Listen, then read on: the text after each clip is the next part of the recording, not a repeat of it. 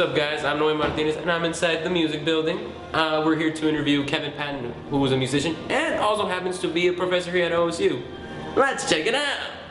You mind introducing yourself? Sure. My name is Kevin Patton. I'm an assistant professor of music and performance technologies here at Oregon State. Just got here this semester, and I teach classes on how to use technology with your music in real time, creating new configurations of sound on the fly.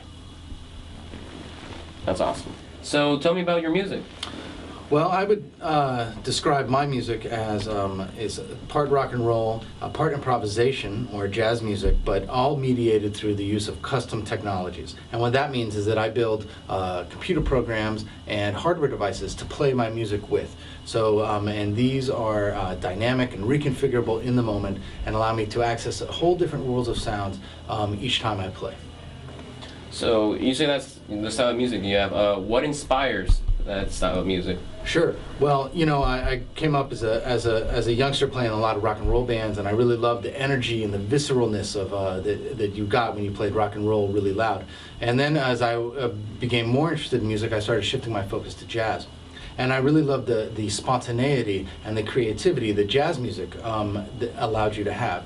And so as I thought of different ways to combine these with a vocabulary that would reflect, you know, my 20th century, or 21st century, excuse me, perspective, you know, combining it with modular technologies seemed to make a lot of sense. That's cool.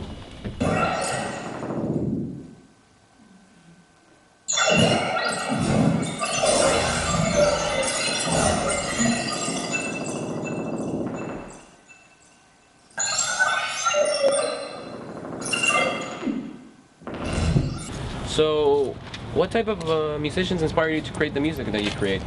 Well, I really come from the electroacoustic music tradition when you put it all together, and there are a couple musicians in that tradition that were outstandingly inspiring. One from the early days of kind of handmade electronic musical instruments or gestural controllers is a Dutchman by the name of Michel Weisvies, and he helped found an institute called Stein, which is the Studio for Electro-Instrumental Music in Amsterdam. And as a part of the work that they did there, they began creating new devices and new kind of ergonomic controllers that allowed you to control sound in real time. A new approach to instrumental performance and design that allowed you to use your body and your emotion to control parts of sound making. So tell us about your projects.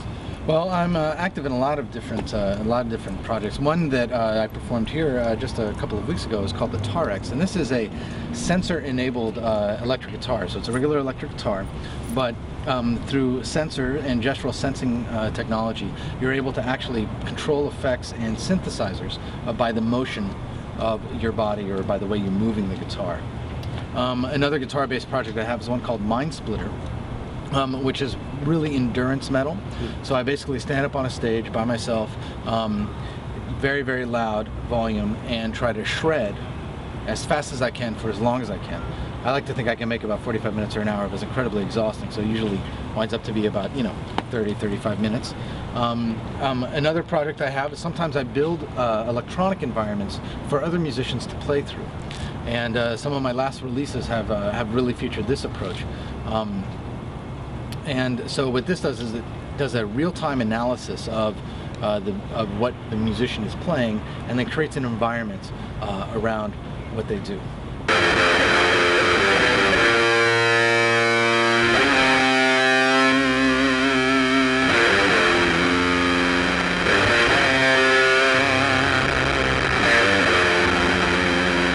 So tell us about your work here at OSU. Yeah, happily. So I'm new professor here this semester, and I was brought in as part of a provost hire. And my charge is to develop a curriculum in performing arts technologies. And through this curriculum, kind of bridge the different practices of music, theater arts, fine art, and new media into this new proposed school of arts and communication. And ideally, what this curriculum will do is kind of use contemporary technologies and leverage them in order to provide an expressive or creative outlet for people that are creative thinkers and are based in arts and performance.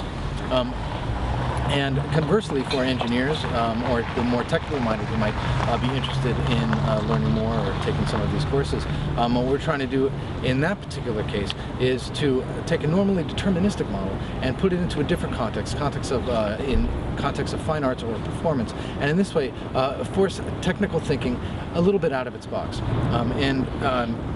To my way of thinking, this is a true interdisciplinary approach, and in my opinion is one of the keys to fostering innovative thinking and creating a culture of innovation here at OSU. So how can students get involved with all this? Well, recently there's just started a computer art society, and computer-aided art society to be specific, and this society hopes to gather students who are interested in looking at algorithmic methods of generating sound and image and presenting those in different kinds of creative forms. If you are interested in joining this club that still needs officers, you may contact me, which is at my email here at OSU. And apart from that, you know, just if you're interested in any of the things that you heard or that I've discussed here, please feel free to contact me, and I'll be happy to begin a conversation with anyone who's interested. So if you want to contact him, here is the whole information if you guys want to.